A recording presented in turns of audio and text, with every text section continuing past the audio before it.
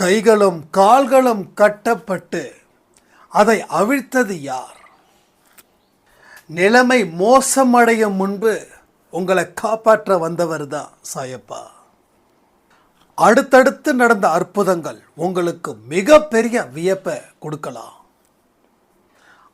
இந்த பதிவை கேட்க வைக்கிறதும் அவரு தான், கேட்க வச்சு அதன் மூலமாக சில சிரமங்களை கொடுக்கறதும் அவர் தான், அந்த சிரமத்தை ஏற்படுத்தி வெற்றியை கொடுக்க போவதும் அவர் தான். 6 மாதமும் நடக்காத ஒரு விஷயம் ஒரு இரவில் அந்த பதிவை கேட்டதன் மூலமாக நடந்த மிகப்பெரிய அற்புதத்தை தெரிஞ்சுக்க வேண்டாம்? சில நாட்கள் வீழ்த்த ஒருவனும் இல்லை உங்களை. சாயப்பாவை உயிராக நினைக்கிற அத்தனை பேருக்கும் அன்பே சாய் பதிவுகள் வெறும் இயல்பாக போய் சேருது. அன்பே சாயின்றது பூஜை கிடையாது, செயல். அன்பே சாயின்றது ஒரு ஆக்ஷன். ஒரு பதிவிலையும் சொல்லப்பட்டிருக்கக்கூடிய விஷயத்தை பொறுமையாக கவனித்து அது செயல்பட்டவங்களுடைய ஆச்சரியத்தையும் அற்புதத்தையும் இங்கே பெறக்கூடியது தான். ஏன் இதை உங்கள் காதுக்கு கொண்டு வராருன்னா, நீங்கள் இன்னமும் முழு மனதோடு இல்லை. இங்கே இருக்கிற அத்தனை பேரும் உயர்வணுன்றது சாய்ப்பாட எண்ணம். உங்கள் விதி எப்படி இருக்குதுன்னா, இதை நீங்கள் சரி செய்து மிக பெரிய ஒரு வாழ்க்கையை வாழ்வதற்கு தான் அப்படின்னு சொல்லி விதி அன்பே சாயில வந்த உடனே எழுதப்பட்டதோட விளைவுகளை நம்ம இங்கே சரி பண்ண போகிறோம். ஸோ சட்டுன்னு துன்பத்தை முடிங்க, சட்டுன்னு பாவத்தையும் தொலைங்க. அப்போ தான் அடுத்த விஷயங்கள் என்ன நடக்குதுன்றத இங்கே ஒரு சாய்ராமுடைய அனுபவத்தை வச்சு பற்றி மட்டும் பேசியிருக்கோம். இந்த அனுபவம் எனக்கு தேவையில்லைன்னு சொல்லி போயிட்டீங்கன்னா நல்லது, உங்களுக்கு தேவையில்லைன்னு நீங்களே ஒதுக்குற மாதிரி.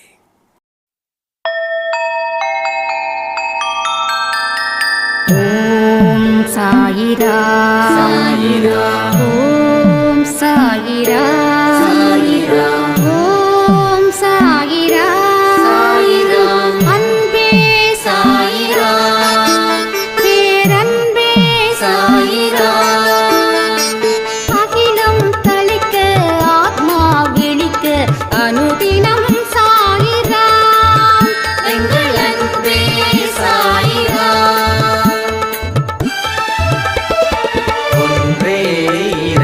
ஒன்றே பூமிக்கென்றும் சாயிரா, சரணம் சாயிரா, நன்றே செய்து வாழ்வோம், நாம் ஒன்றே செய்து வாழ்வோம், அன்பே சாயிரா.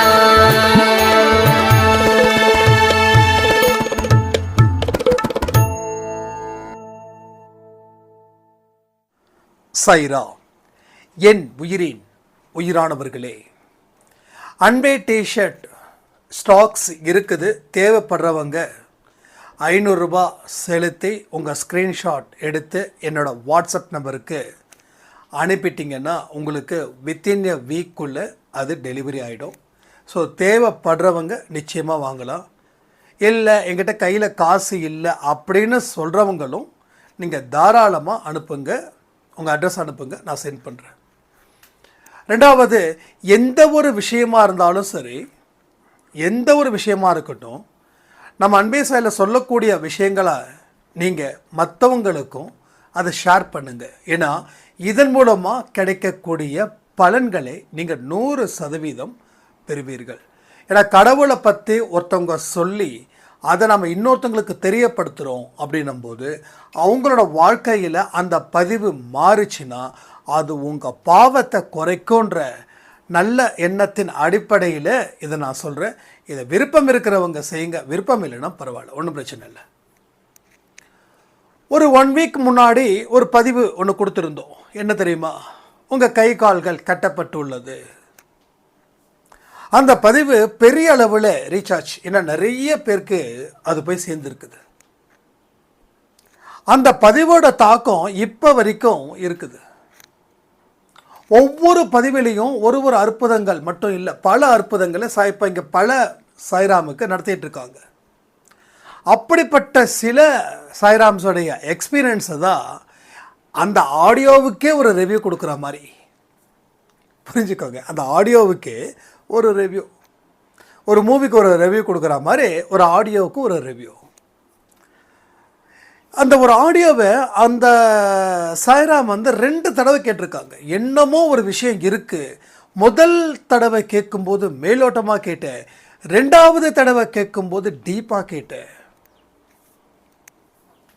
கேட்க கேட்க என் கண்களில் இருந்த அப்படி ஒரு கண்ணீர், அந்த அழுக தாங்கிக்க முடியாத அளவுக்கு தேம்பி தேம்பி தேம்பி நான் அழுகுறேன்.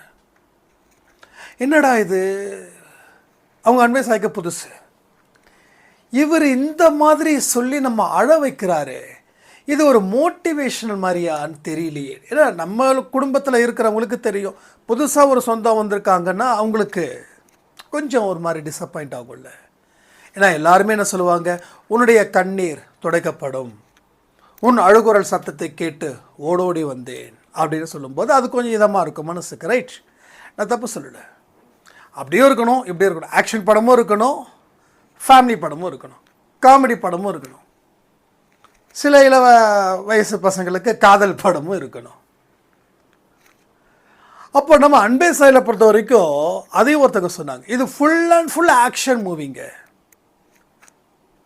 ஒரு தலைவர் படத்தையோ இல்லை ஒரு விஜய் படத்தையோ இல்லை எம்ஜிஆர் படத்தையோ இல்லை ஒரு அஜித் படத்தையோ பார்த்த மாதிரி ஒரு ஃபயர் ஒவ்வொரு பதிவை கேட்கும்போது அவ்வளோ வந்து ஒரு ஆக்ரோஷமாக இருக்கும் ஒரு பதிவுகள். ஆனால் அன்னைக்கு கொடுத்த பதிவோ சஸ்பென்ஸும் த்ரில்லிங்கும் நடந்தது, சஸ்பென்ஸும் த்ரில்லிங்கும் நடந்தது அந்த பதிவில். எந்த பதிவுனா, உனது கைகள் கால்கள் கட்டப்பட்டதுன்னு சொல்லி ஒரு பதிவு. அதை நான் டிஸ்கிரிப்ஷன்லேயும் கொடுக்குறேன், ஒன்றும் பிரச்சனை இல்லை, பாருங்கள். இல்லைனா நீங்கள் தேடி பாருங்கள், இல்லைனா வாட்ஸ்அப்பில் நான் ஸ்டேட்டஸ் வைக்கிறேன், எகைன் வைக்கிறேன், அதையும் பாருங்கள்.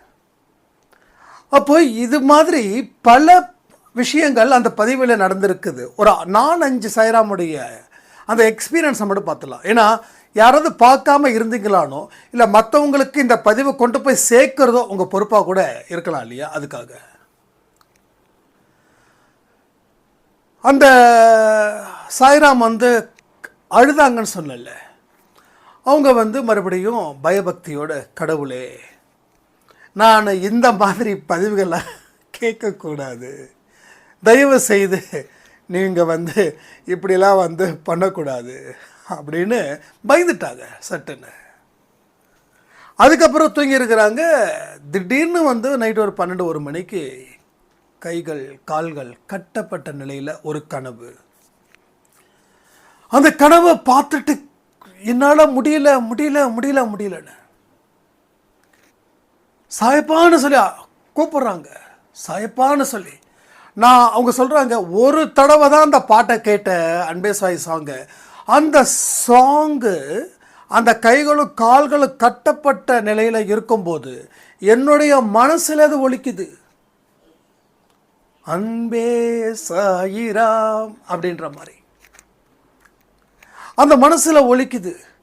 எனக்கு அந்த பாட்டு ஒலிக்கிறதும் கவனிக்கிற, என்னுடைய கைகளையும் கால்களையும் கட்டி போட்டுட்டு யாரோ ஒருத்தவங்க என்னை வந்து சூழ்ந்துக்கிட்டு என்னை சித்திரவதை பண்ணுறதையும் நான் அனுபவிக்கிறேன், பாட்டையும் அனுபவிக்கிறேன், சித்திரவதை செய்கிறதையும் அனுபவிக்கிறேன். அப்போ அழுத்தம் திருத்தமாக கூப்பிட்றேன், சாய்ப்பா வந்து காப்பாற்று காப்பாற்று, என்னை நீ தான் காப்பாற்றணும், நீ தான் காப்பாற்றணும், நீ தான் காப்பாற்றணும். மறுபடியும் அந்த சாங் ஒலிக்குது, பேரன்பே சாயிராம் அப்படின்னு. இதெல்லாம் வந்து அவங்க வந்து நீங்கள் பேசலைன்னா அடுத்த ½ என்ன நடக்கும்னு தெரியாதுன்னு ஒரு பிளாக்மெயில் பண்ணி என்னை பேச வச்சாங்க வாட்ஸ்அப்பில். ஸோ தயவுசெய்து சொல்கிறேன், அந்த மாதிரி விஷயங்களை யாரும் எதையும் செய்யாதீங்க. அப்போ நான் இது சொல்கிறேன், அப்படியே அந்த ஒரு ஃபயரோட பேசுகிறாங்க, பேரன்பே சாயிராம் அப்படின்னு ஒலிக்குதுங்க, ஒலிக்குது சாயிராம். அவங்க என்ன அண்ணன் கூப்பிடல, ஏன்னா புதுசு நம்ம அன்பே சாய்க்கு, எப்படி வேணாலும் கூப்பிட்டோம், ஒன்றும் பிரச்சனை இல்லை. சொல்ல சொல்ல சாய்ப்பா நீ தான் காப்பாற்றணும்னு சொல்லி கதற. உடனே அப்படியே வந்து ஒரு உருவம் நல்ல வெள்ளை ட்ரெஸ்ஸை போட்டு வெள்ளை தலைப்பா கட்டி பார்க்குறாரு. அந்த பார்வையில் என்னுடைய கட்டுக்கள் அவிழ்க்கப்பட்டு என்னை சித்திரவதை செஞ்சாங்க இல்லையா சில நபர்கள், அவங்கள நான் உதைச்சி அவங்கள துரத்துறேன். அப்போ நான் மறுபடியும் ஆக்ரோஷமாக கத்துறேன், என்னை யாருன்னு நினச்சிங்க, சாயப்பா குழந்தைடான்னு சொல்கிறேன். எல்லாரும் என்னை விட்டு எனக்கு ஓடிட்டாங்க. அப்போ நான் மறுபடியும் ப்ரே பண்ணுறேன், சாயப்பா நான் வந்து இப்படி ஒரு பதிவு என் வாழ்க்கையில் பார்க்கக்கூடாதுன்னு நான் நினச்சது தப்பு. இப்போ எவ்வளோ பெரிய கட்டுக்கள் இருக்குதுன்றதை நான் தெரிஞ்சுக்கிட்டேன். இனி நீ என்ன சொல்கிறியோ அதை நான் கேட்பேன். அன்பே சாய் குடும்பத்திலையும் இனி என்னைக்கு தொடர்ந்து நான் இருப்பேன்னு சொல்லி இதெல்லாம் கனவுலே நடக்குது. அடுத்த நாள் காலையில் வரைக்கும் அவங்களுக்கு அதை நினச்சிக்கிட்டே இருக்காங்க. அதுக்கு தான் கால் பண்ணிகிட்டே இருக்காங்க, எங்கே மறந்துடுவோமோ அப்படின்னு. அவங்க கம்ப்ளீட்டாக ஒரு ஆடியோவை அனுப்பி இது பண்ணிட்டாங்க, அந்த கனவு மறந்துடக்கூடாதுன்னு சொல்லி பரபரப்பில். அடுத்த நாள் காலையில் பேசும்போது கூட அந்த ஆடியோ கேட்டுட்டு தான் நான் பேசினேன். ஏன்னா எங்கே மறந்துடுவோமோன்னு சொல்லி நீங்கள் காலை அட்டன் பண்ண மாட்டேன்றீங்க. மற்றவங்களாம் நம்பர் கொடுத்தாங்கன்னா இமீடியட்டாக அட்டன் பண்ணுவாங்க. நீங்கள் அட்டன் பண்ணாத உடனே எனக்கு அவ்வளவு ஒரு மன இறுக்கம் ஜாஸ்தி ஆகிடுச்சு அப்படின்னு நான் அவ்வளோ ஃபீல் பண்ணேன். அதுக்கு அடுத்த நாள் காலையில் 11 மணி இருக்கும். ஒரு 6 மாதத்துக்கு முன்னாடி நாங்கள் ஒரு வீடு ஒன்று பார்த்துருந்தோம். அந்த வீட்டுக்கு வந்து பேங்க் லோன் போடலான்னு சொல்லி பார்த்தா பேங்க்கில் லோன் எலிஜிபிலிட்டி இல்லை. 40 லட்ச ரூபாய் வீடுக்கு 20 லட்சம் தான் எங்களால் ஒதுக்க முடியும். இன்னும் 20 லட்ச ரூபாய் எங்களால் ஒதுக்க முடியாது. ஏன்னா எங்களுக்கு ரொம்ப பிடிச்ச வீடு. நாங்கள் வந்து 30 லட்சம் வரைக்கும் லோன் எலிஜிபிள் பண்ணி ஆகும்னு சொல்லி கேட்குறோம். ஆனால் அவங்க முடியாது அப்படின்னு சொன்னும்போது சரி அந்த வீடு வேண்டாம் நமக்கு இல்லைன்னு சொல்லி நினச்சோம். மறுபடியும் வந்து பேங்க்கில் இருந்து எங்களுக்கு ஃபோன் வருது, உங்களுக்கு லோன் எலிஜிபிலிட்டி 30 லட்சம் ரூபாய். அடுத்த நாள் காலையில் இந்த கனவோட பிரமிப்பில் இருக்கும்போது இப்படிப்பட்ட ஒரு செய்தி, 30 லட்சம் ரூபாய் எலிஜிபிலிட்டி உங்களுக்கு இருக்குது, 10 லட்சம் ரூபாய் நீங்கள் ஹேண்ட் கேஷ் பண்ணுற மாதிரி வரும் அப்படின்னு. என்னடா இந்த நேரத்தில் பேங்க்கில் வேறு கேட்குறாங்களே அப்படின்னு சொல்லி அவங்க வந்து கன்ஃபார்மாக 100% கன்ஃபார்ம், ஏற்கனவே இந்த வீட்டை அளந்தாச்சு, நீங்கள் வாங்குகிற வீட்டை அளந்தாச்சு, உங்கள் டாக்குமெண்டேஷன் எல்லாமே கரெக்டாக, எங்களுக்கு வந்து அதுக்கு உண்டான ப்ராசஸிங் நீங்கள் செஞ்சுக்கலாம் அப்படின்னு. 6 மாதத்துக்கு முன்னாடி பார்த்த வீடு இருக்குமா? உடனே ஹவுஸ் ஓனருக்கு ஃபோன் அடிக்கிறாங்க, அவர் ஃபோன் எடுக்கலை. என்னடா அது கனவு வந்துச்சு, முதல்ல அன்பேஸ் ஆடியோ கேட்டோம், அப்புறம் இந்த ஆடியோவே கேட்கக்கூடாதுன்னு முடிவு பண்ணி கடவுள்கிட்ட பக்தியோடு தூங்கும்போது அந்த ஆடியோவில் என்ன கேட்டோமோ அது நடந்துச்சு. அதுக்கப்புறம் கூப்பிட்ட உடனே வந்தார், கட்டுக்கள் அவிழ்க்கப்பட்டது. அதுக்கப்புறம் அன்பே சாயில் இருக்கிறோன்னு சொல்லி சாய்ப்பா கிட்ட வந்து ப்ரே பண்ணிக்கிட்டேன். அடுத்த நாள் காலையில் இதே குழப்பத்தில் இருக்கும்போது பேங்க்லேருந்து ஃபோன் வருது. ஃபோன் வந்த உடனே லோனுக்கு ஓகே பண்ணுறாங்க, நம்ம கேட்ட அமௌண்ட் வருதுன்னு சொல்கிறாங்க. நமக்கு பிடிச்ச வீடு இருக்குது என்னன்னு தெரில. இப்போ வீடு இருந்துச்சுன்னா பரவாயில்ல, ஒரு ஃபோன் எடுக்கலாமான்னு சரி ஓடிட்டு போய் பார்த்துட்டு வந்துடலாம் அப்படின்னு சொல்லி பார்க்க போகும்போது அவர் வந்து வீடு லாக் ஆகிருக்குது.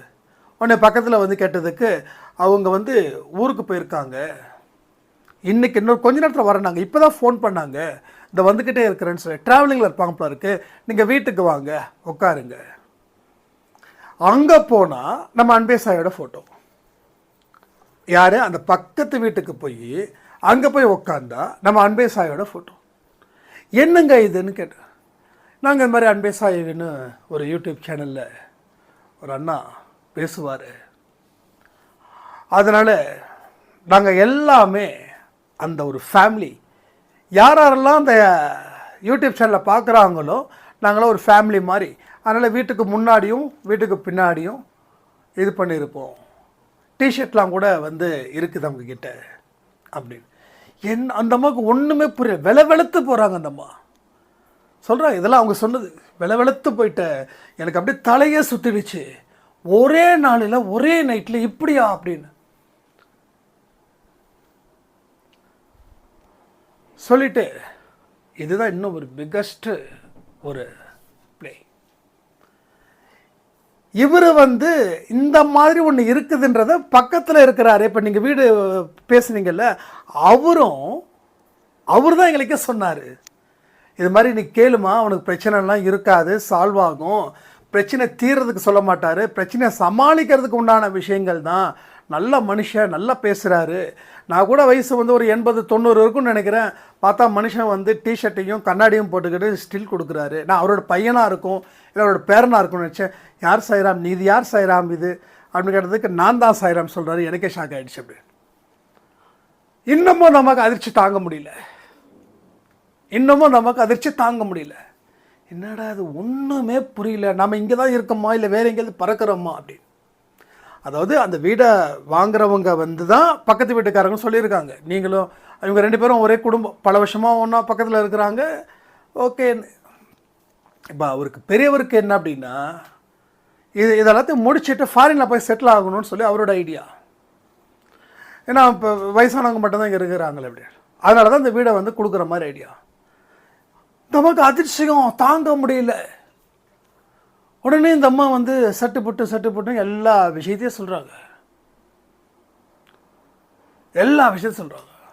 சொன்னோன்னு, அப்படிங்களா, நீங்கள் தம்பிக்கிட்ட சொன்னீங்களா? தம்பிக்கிட்டலாம் அவருக்கு தாங்க நான் வாட்ஸ்அப் பண்ணுறேன், அவருக்கு எடுக்க மாட்டாருங்க, அவரோட அசிஸ்டண்ட் இருக்கார் விஷ்ணுன்னு சொல்லி, அவர் எடுப்பார் அப்படி.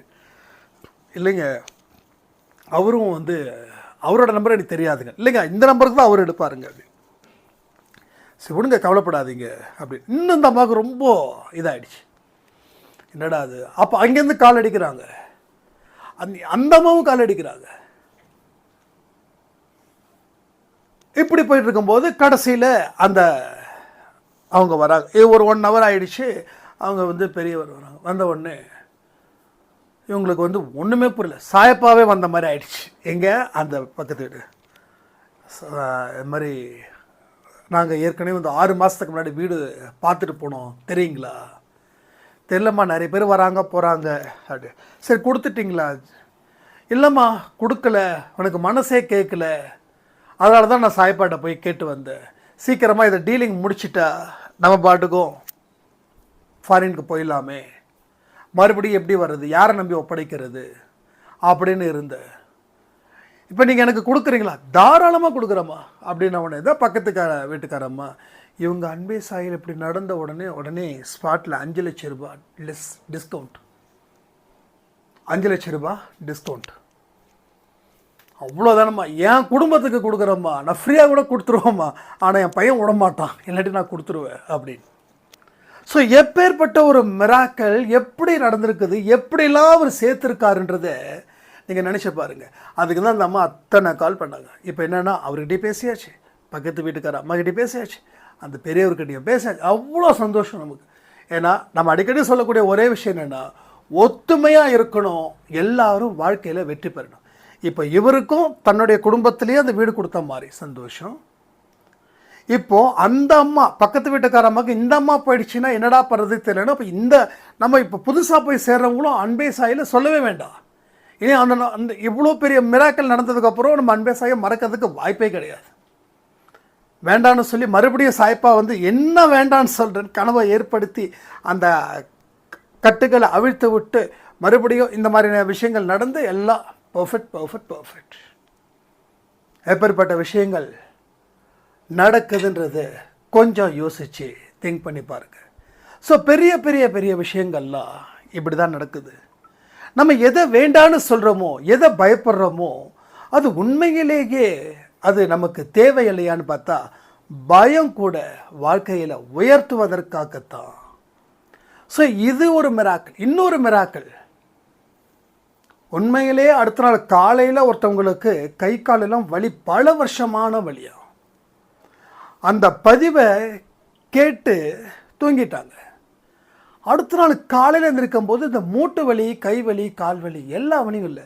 அந்த பதிவுக்கும் இந்த வலிக்கும் என்ன சம்மதம்னு கேட்குறாங்க. நான் தான் சொன்னேன், அன்றைக்கி ஒரு கோதுமை மாவை அரைச்சதுக்கும் காலரா போனதுக்கும் இப்போ வரைக்கும் கண்டுபிடிக்க முடியல.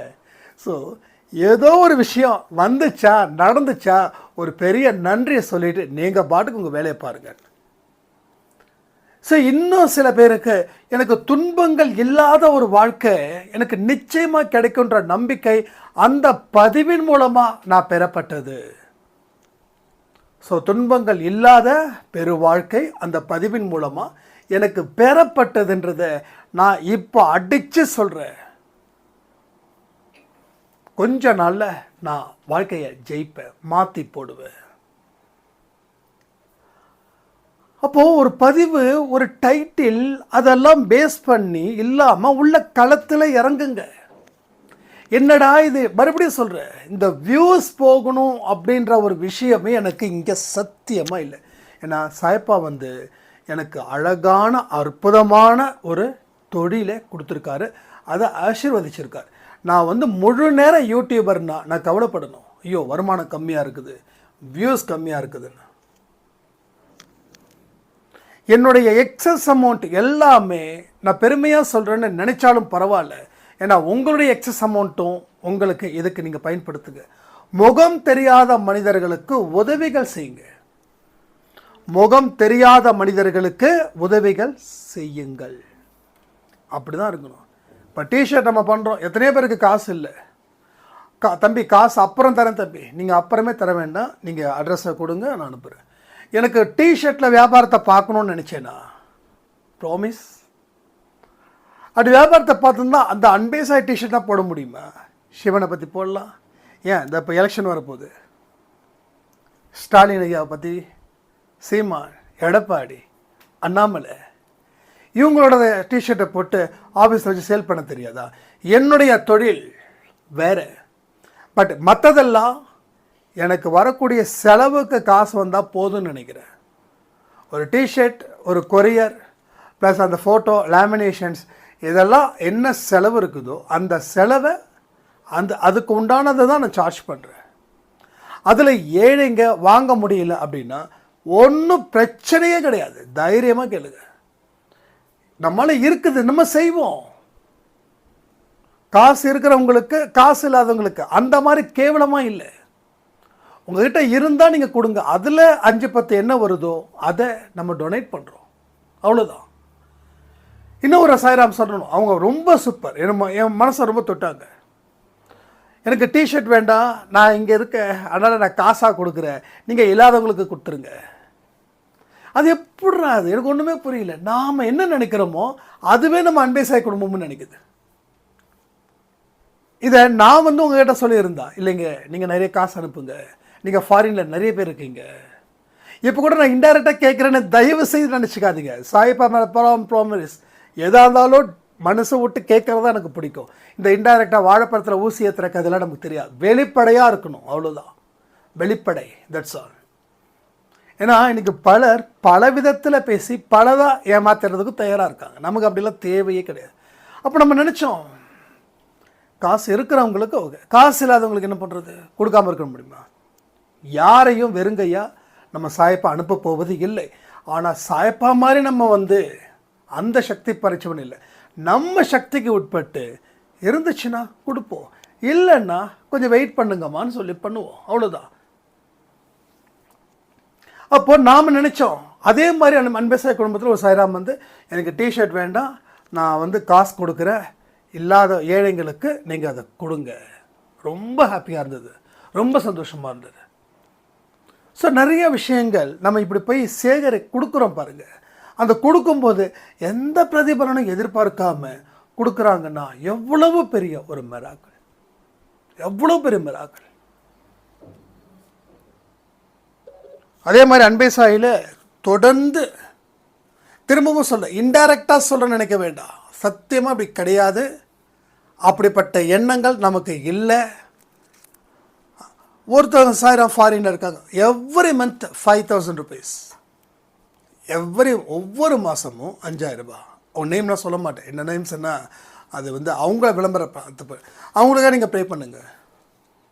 ஏன்னா எந்த பிரதிபலனும் எதிர்பார்க்காம, அண்ணா அனுப்பிட்டேன், அதுக்கு உண்டான அந்த முத்தூட்டில் அனுப்பி வைப்பாங்க, அதுக்கு உண்டான ரிசிப்ட் இங்கே இருக்குது. அது நம்ம ஒவ்வொரு மாதம் போய் எடுக்க முடியாது. இப்போ எனக்கு தேவைன்னா நான் எடுத்துக்கலாம். நான் எனக்கு யார் மேலே நம்பிக்கை இருக்குதோ, சாப்பாடு இவங்க கொடுப்பாங்கன்னு அவங்களுக்கு நான் கொடுக்கணும். அப்போது அப்போ 2 மாதத்துக்கு ஒரு தடவை நம்ம எடுக்கிறோம். இப்போ எனக்கு அப்படின்னா நான் உடனே எடுத்துருவேன். ஆனால் அந்த காசு நமக்கு வரக்கூடாது. அது நம்ம வைத்த கழுவக்கூடாது. நாம் உழைக்கிறது நமக்கு வரணும். மற்றவங்களுக்கு வர்றது மற்றவங்களுக்கு தான் போகணும். ஸோ அந்த இடத்துல நாம் தெளிவாக இருக்கிறோம். அதையும் மீறி நம்ம எடுத்தாலும் அதுக்கு உண்டான பேமெண்ட் அப்படி எடுத்தது கிடையாது சொல்கிறேன். இப்போ அந்த அம்மா அனுப்புறது காசை கூட சில நேரத்தில் வந்து அது அக்கௌண்ட்டில் கன்ஃபியூஸ் ஆகிடும். அதுக்கு சாய் பாக்கெட் 5000 வாங்கியிருக்கோம் உடனே டக்குன்னு யார்ப்பா ஏழை புடி அப்படி சொல்லி மோஸ்ட்லி நம்ம அந்த ஆர்பனேஜுக்கு நம்ம கொடுத்துட்றோம். ரியலான ஆர்பனேஜ் நம்ம கொடுத்துட்றோம். ஸோ அவங்களுக்காக நிச்சயமாக நீங்கள் ப்ரே பண்ணுங்கள். ஏன்னா எந்த பிரதிபலனும் எதிர்பார்க்காமல் செய்யும் உதவி அவங்க நமக்கு எந்த மனுஷங்க பிரதிபலன் செய்யாமல் உதவி செய்கிறாங்களோ அவர்களும் கடவுள் தான். அப்போ உதவி செய்யாதவர்கள் கடவுள் இல்லையா? உதவி செய்யாதவர்கள், அதாவது அவங்க வாழ்க்கையில் நார்மல் லைஃபுக்கே போராடுகிறவர்கள், இவர்கள் பிற்காலத்தில் உதவி செய்யாமல் இருக்கவே மாட்டாங்க. இங்கே வந்து ஒரு நாளைக்கு ஒரு 10,000 வீடியோஸ் 10,000 பேர் கேட்குறாங்கன்னா இந்த 10,000 பேரில் எல்லாருமே மிடில் கிளாஸ் பீப்புள்ஸ் தான். டெய்லி உழைச்சாதான் சோறு. அப்படிப்பட்டவங்க உதவி செய்யணும்னு கடவுள் விரும்பலை. ஆனால் இவங்க நல்ல நிலைக்கு வந்து இவங்க உதவி செய்யலைன்னா தான் கடவுள் விரும்ப மாட்டார். இவ்வளோதான். இந்த லாஜிக்காக புரிஞ்சுக்கிட்டிங்கன்னா போதும். அதனால் எல்லா விஷயமும் இங்கே உண்மையாகவும் நேர்மையாகவும் நடக்கும்போது மிக பெரிய பலன்களை நாம் எதிர்பார்க்கலாம். ஆனால் எதிர்பார்த்து பலன் செய்யக்கூடாதுன்றதையும் அப்பப்போ மனசுக்குள்ளே வச்சுக்கணும். இதையும் அதையும் கன்வின்ஸ் பண்ணிட்டா வாழ்க்கையில் பைத்தியம் பிடிச்சி நடுத்தருவில் நின்றுடுவோம். ஸோ அதனால் ஒவ்வொரு பதிவுகளும் மிக மிக மிக முக்கியமான பதிவுகள். இன்னும் ஒவ்வொரு பதிவுகளுக்கும் ரிவ்யூக்குன்னே சொல்லி ஒரு வீடியோ ஒன்று பண்ணிடலாம். ஏன்னா இனிமேல் வந்து உங்களுடைய ஆடியோவை நான் கேட்டே ஆகணும். உங்களுக்கு ஒரு ஆடியோ எந்த மாதிரி தாக்கத்தை ஏற்படுத்துச்சுன்னு சொல்லி அதை வச்சு நைட்டு கொடுக்கக்கூடிய ஆடியோ வந்து ஒரு கான்செப்டை பேஸ் பண்ணியும் 12 மணிக்கு கொடுக்கக்கூடிய ஆடியோஸ் முடிஞ்ச அளவுக்கு ஒரு ஆடியோவுக்கு மறு ரிவ்யூ போடுற மாதிரியும். ஏன்னா ஒரு ஆடியோ கொடுக்குறோம், அடுத்து அந்த ஆடியோட பவர் என்ன நீங்கள் தெரிஞ்சுக்கணும்ல. அப்போ தான் உங்களுக்கு இவ்வளோ விஷயம் இருக்குது. அப்போ அந்த பதிவில் எங்கேப்போ அந்த பதிவை நம்ம சரியாக கேட்கலையோ திருப்பி நம்ம கேட்கணும் அப்படின்னு. ஸோ அதே மாதிரி தான் நான் இன்னொரு பதிவில் சொல்லுவேன். நம்ம அன்பே சாயில் சாய் அங்கமுத்து, நீங்கள் கொடுக்கக்கூடிய ஆடியோ 1 மணி நேரம்னா எனக்கு 1.25 மணி நேரம் ஆகும் ஒரு ஆடியோவை பாஸ் பண்ணி என்ன சொல்கிறாங்க, நமக்கு என்ன வந்து சல்லுன்னு புத்தியில் ஏறுது, நம்ம என்ன பண்ணோம் என்ன பண்ணலை, இனி என்ன மாதிரி அதை மாற்றி அமைச்சிக்கணும் அப்படின்ற விஷயங்கள் எல்லாம் ஒரு பதிவின் மூலமாக நான் தெரிஞ்சுக்கிட்டு அதன்படி உண்மை அற்புதம். எந்த விஷயத்தை நீங்கள் டீப்பாக திங்க் பண்ணுறீங்களோ அந்த விஷயம் உங்களுக்கு உடனே கை கொடுக்காது. திரும்பவும் சொல்கிறேன், யாராக இருந்தாலும் சரி உடனே கை கொடுக்கலையே நான் தான் கேட்டேனே அப்படின்னு. கேட்குறதே செயல்படுவதற்கு தான். செயல்படும் போது தான் அதற்கு உண்டான விஷயங்கள் நடக்கும். ஊருக்கு போகணும் அப்படின்னு நினச்சா மட்டும் போதுமா? நான் தான் கேட்டுட்டேனே என் ஊருக்கு போகல. நீங்கள் கேட்டது ஊருக்கு போகணுன்றதுக்காக தான். அதுக்காக கேட்க வச்சது, பயணத்தை மேற்கொள்ளத்தான் உங்களுக்கு கேட்க வச்சது. கேட்டால் மட்டும் பயணத்தை கண்டினியூ பண்ணுற மாதிரி ஆகிடுமா? அப்போது நான் சென்னைக்கு போகிறேன், மும்பை போகிறேன், பெங்களூர் போகிறேன் அப்படின்னா நாம் என்ன செய்யணும்? பயணத்தை மேற்கொள்ளணும். பயணங்கள் போகணும் முடிவு பண்ணியாச்சுன்னா செயல்படணும். அப்போ போகும்போது பலவிதமான அனுபவத்தையும் நாம் தெரிஞ்சுக்கலாம், பல அற்புதங்களையும் அந்த இடம் ரீச் ஆகிறதுக்குள்ளேயே நம்ம பெற்றுக்கலாம். அதாவது இன்னொரு சாய்ராம் சொன்னது தான் ரொம்ப எக்ஸலண்ட்டாக இருந்தது. என்னென்ன முயற்சி ஆரம்பிக்கும் போதே அமோகமாக இருக்குது. அதாவது இதெல்லாம் செய்யணும்ப்பா அப்படின்னு சொல்லி உட்காடுறாங்களா, அடுத்த நாள் வந்து செயல்பட ஆரம்பிக்கும் போது புதுசாக அந்த வாழ்க்கையெல்லாம் தெரியுதுன்றாங்க.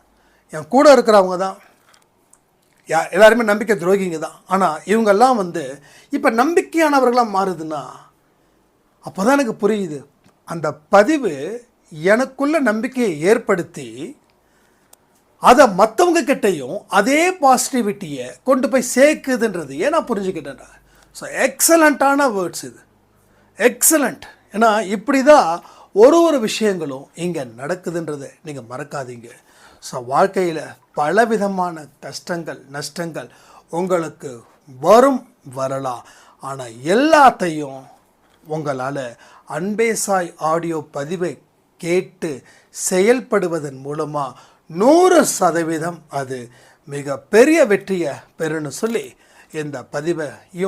இந்த பதிவின் மூலமாக நிறைய பேர் கொடுத்த அந்த அனுபவத்தையும் கொடுத்ததுக்கு நன்றிகளை சொல்லி, இதன்படி வாழக்கூடிய வாழ்க்கையில் வாழ்ந்தா வெற்றி நிச்சயம், சாயன் சத்யன் சொல்லி இந்த பதிவை நான் முடிக்கிறேன்.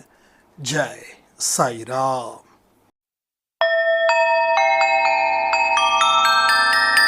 ஓம் சாயிரா, ஓம் சாயிரா.